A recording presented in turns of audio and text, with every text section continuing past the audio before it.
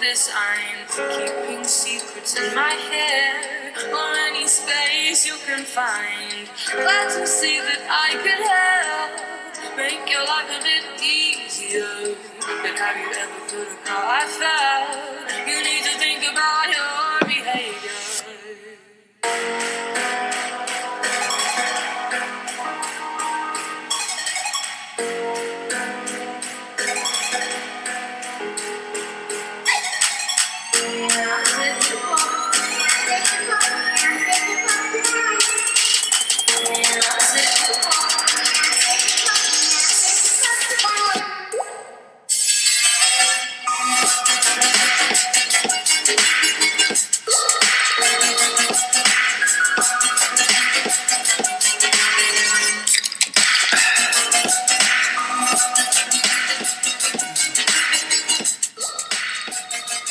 I'll just talk while you listen. Hey, this is Tuesday, and welcome to another edition of Butch On Sports. Simply Butch here.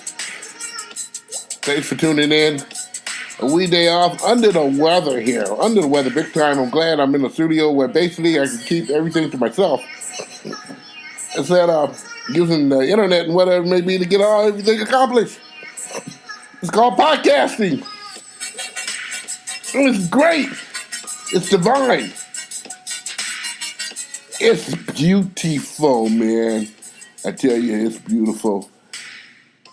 And I'm not going to give up an inch here. I'm Simply Butch here. Thanks for tuning in, boys and girls, on this Tuesday evening. Giving you this podcast completely for you and yours. Indeed.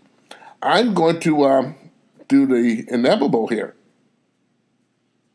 I'm going to turn on the charm. Not so much that I have any to give today. Like I said, I am a little under the weather. You have to forgive me on that, but we're going to do this anyway, just the way we want to do it. Always thanks for tuning in, boys and girls, on Butch On Sports here.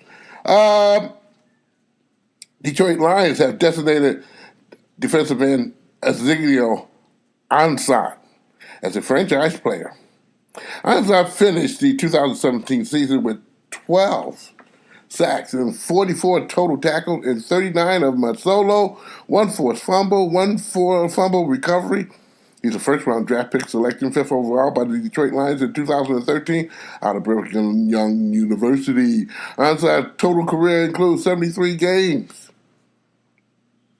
71 starts, 44 sacks, 207 total tackles, 155 solos, 10 forced fumbles, and 3 fumble recoveries. His 44.0 career sack ranks 5th in all-time Lions history. Of course, this statistic was officially kept from the year 1982 on up. I just wanted to give you that fact, if you did not know. And that's a pretty good doggone thing the Lions did. Number one, we ain't got to worry about pillar the post, and hopefully Ansah doesn't give the Lions any trouble and just go ahead on and sign the contract for being a franchise player. That is an honor and a privilege for him because he's been injured a whole heck of a lot of the times that he's been playing. And believe me, if he played a full season, them 17 sacks, one of those players got from St. Louis Cardinals this year, or the Rams, or whatever team he played on, would be history, and it wouldn't be a mystery. This guy is absolutely a talent for sore eyes. And if he just stay healthy for the majority of the season, or just the whole season in general, I like to see him the whole season. Some amazing things from defensive end, from this defensive player could well be able to be shown. And people will never forget his name. I tell you right now. Good move for the Lions. Again, with his injury status and all the other good stuff there, he should be able to fare just fine. Detroit Red Wings did some trading, expected to stay because of his contract. And, I'm just giving you a scenario here. We thought some people were going to stay, and they did stay. We saw some people who we thought would not be staying because of their contract statute. But they're still here. And people, I didn't really expect that they would go out on the limb to do what they did. They're gone. We're talking about a couple trades, and that the Red Wings, I felt, did pretty doggone well with. First of all, the player we thought would be leaving and did not leave, Mike Green. Mike Green is a perfect player to get rid of because he is a free agent this year, unrestricted free agent. That means he gets to call the shots whenever or wherever he wants to go. And the Red Wings are not doing any compensation for him. Now, the one thing about the trade that maybe everybody said, well, you should have traded, should have got something for him. In Drew Green's contract, he has the autonomy to say, I do not want to go there. I don't have to go there because my contract says so. And that's his. And you got it made. But I tell you what,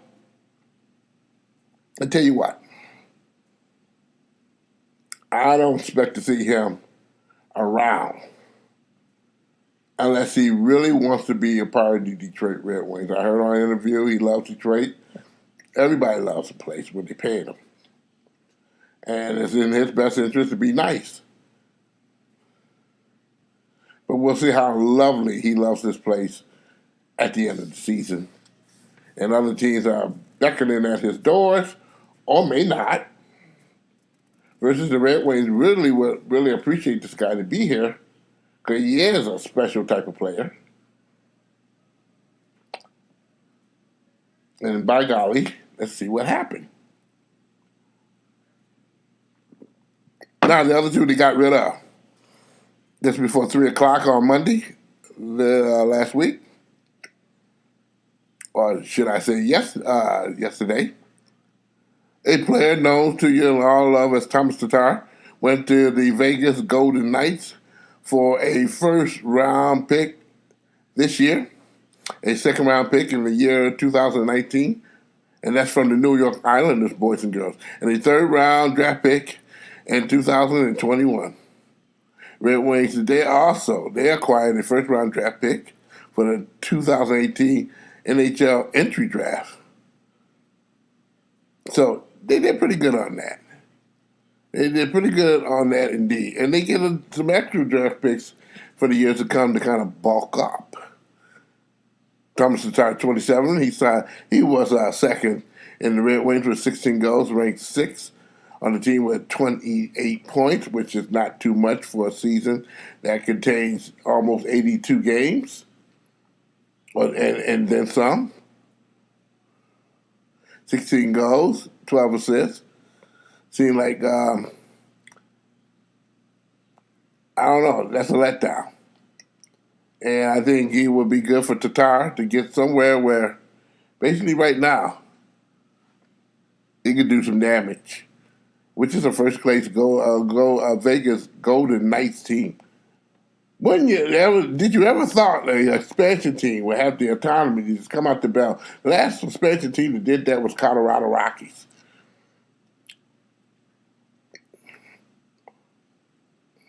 With Baylor, the manager. And it came out like a house of fire. I mean, got the interest. They was playing in, Mile High Stadium where about 82,000 people could get in there. And it was sell out religiously in a football stadium to play when they played baseball. I'll give you a little history there, by God. And the other was Peter Masaryk. Peter Masaryk gone from the Red Wings too. But he's helping the Philadelphia Flyers do some tremendous things. They have not lost since he's been there. He's 3-0 with them.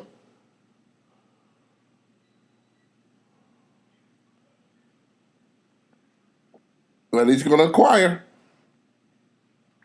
from Philadelphia, will acquire a conditional 4th-round draft pick in 2018 an NHL entry draft, a conditional third-round pick in 2019, entry-level draft for the Philadelphia Flyers in exchange for Peter Mazerik.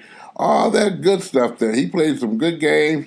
He has a positive over 500 record of 72, 58, and 20 for his record. 2.60 goal against average. Not a bad goaltender indeed.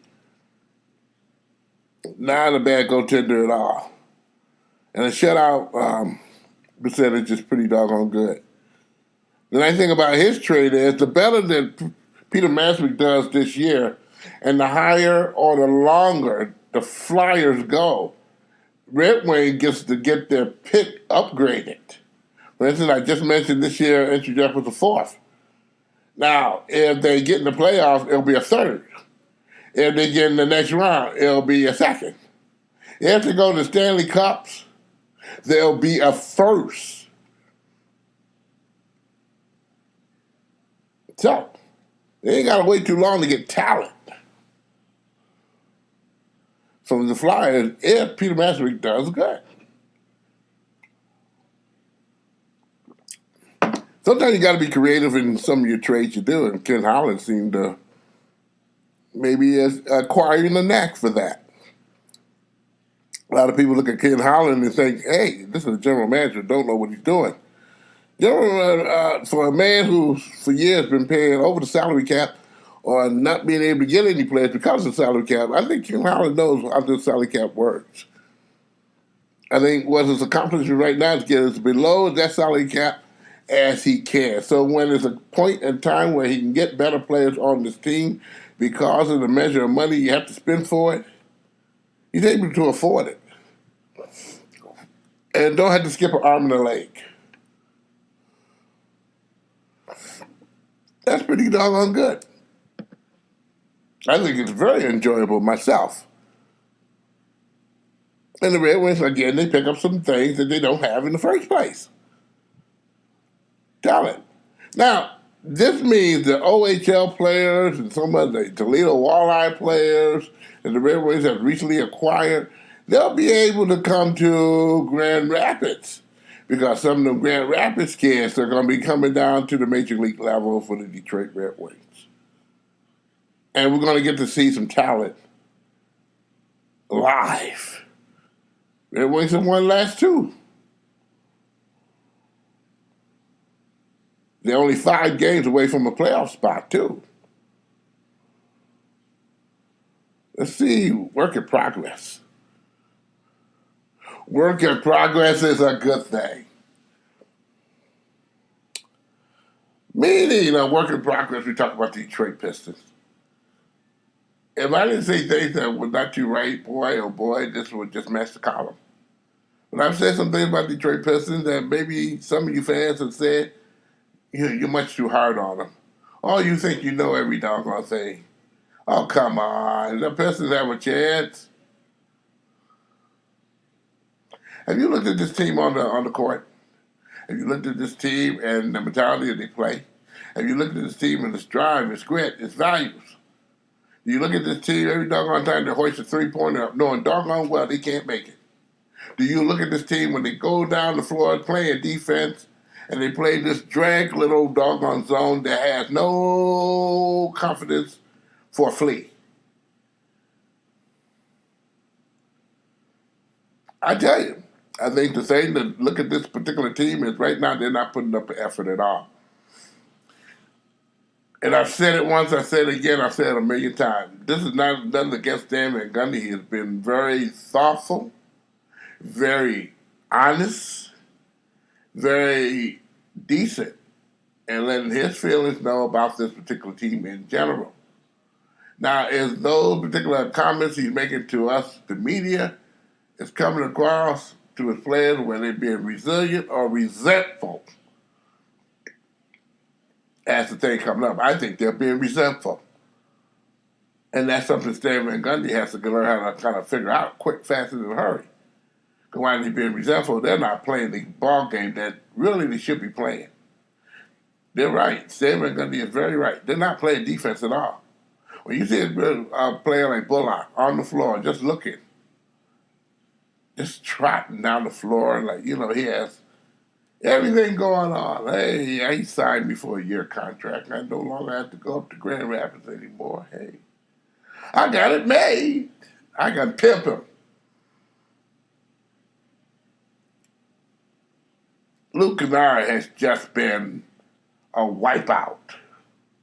And I don't know if he's hurt or both. Maybe he needs a girlfriend. I do not know. But I tell you one thing right now, and one ring right now only. And if we think of the Chrisley girl, he might well leave that girl alone. Because the fact of the matter is, the father's going to get in your doggone way, every doggone lift, band, and bullet that you're close to his daughter. Because he's thinking about one thing and one thing only, his pocketbooks for him and his family. Leave him alone, find you a new girl. But if that's not the case, you got to play some better defense, buddy. You got to come in there and be the shooter that you claim you instill on that court. And other players, I don't want to chop you down to a bit either. But it has been a team effort. And rather than talk to garbage on the air, get out there and go to practice. Maybe call some practice on your own. Maybe spend some time in the gym more. But fix it, because you're making people pissed off.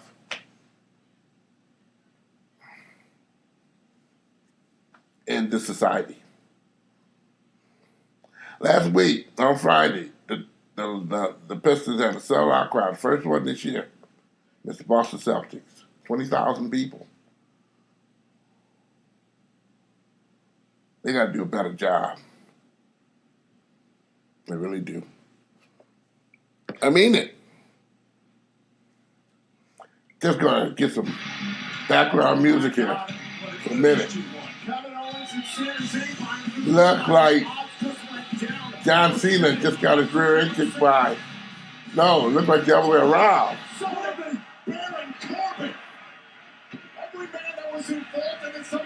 And you got a little bit of the wellness case as John Cena's going to be in Fastlane, trying to get a place at WrestleMania. Isn't that lovely? Kevin Owens and all of them just came on in the ring and beat the brain, showed them their love and appreciation to him by beating his brains out. I bet you didn't thought you'd get that, didn't you, boys and girls? Oh, well. I surprised you a lot of times. Motor City Madness scheduled for this Friday has been announced. Yours truly will be there on Friday the 2nd. See marching time, marching order. That starts at 12 o'clock p.m. on the 2nd. The women's first game, Oakland University versus number 10, UIC, University of Illinois at Chicago. And they have one. Let me tell you something right quick here. If you don't go down there for nothing else, I know you're going down to see Oakland, but check out the University of Illinois at Chicago's stage band. It is something to behold. I mean, you'll be swinging and shaking your rear end all through the match. That's why I hope they keep winning, in some way, shape, form, fashion. They got one of the best stage bands in town. And yours truly is going to interview the member who runs that doggone bad boy, that Gamut. So that is something else. They are swinging. I tell you what. UD don't have a bad one either. UD Mercy. They got a little chip on the shoulder too, but they ain't got nothing compared to University of Illinois at Chicago. They got a daggone good stage band. Okay, we keep on moving along. At 2:30, it'll be University of Kentucky or Northern Kentucky versus UD Mercy. 2:30, that's the women. 2:30. Game 3. That'll be at 5:30. That'll be Green Bay versus number 10, Detroit Mercy. 5:30 start time for that particular game. And the nightcap will be University Cleveland State versus Youngstown State. That's an 8 p.m. game. 8 p.m. game. So you got a lot to look at. Excuse me, boys and girls. Like I said, I'm getting over a cold here, or the flu, which I officially have. So I do this show in my studio. Oh boy. Maybe some medication is getting to me. Oh boy. I got fun. Okay, let me tell you this also before I get on out of here, and which is that time of day to get out of here. We're going to talk a little bit tomorrow on maybe some of the participants for the finals for the districts for the women. And some of you went to games on Monday. The semis are going to be tomorrow, Wednesday. Friday, the finals. And of course, the men, next week, starting Monday, will get their whiff of sunshine on the 4th. They'll start their doodads going on. For real. I wouldn't chuck you. I wouldn't chuck you and jive you either. I tell you. But they will be on top playing some basketball. We're going to talk some high school basketball all this week and try to employ some of that in our show. We can do that for you. Being that the schedule is so heavy, we don't know what days we're going to be on, be honest with you. You said yesterday, but it might be late yesterday, early Thursday. So don't be surprised, please. Don't beat us up. Don't dish us. Hey, just be cautious, be careful, and be patient, and we will have the podcast on you. And you'll be glad you listened to it, okay? We'll get with it. Mr. Rogers, this Saturday, if you got nothing else to do, on the 3rd, 6:30, 50-year anniversary of Mr. Rogers. I like that one. I'm going to be watching it, or I'll tape it better still, if I still have cable. Have a good week, everybody. And we'll be back for you on our next podcast this week, maybe tomorrow, or maybe Thursday morning. We'll see. Butch On Sports is a presentation of Oh My Darling Productions. Hey, enjoy yourself, boys and girls.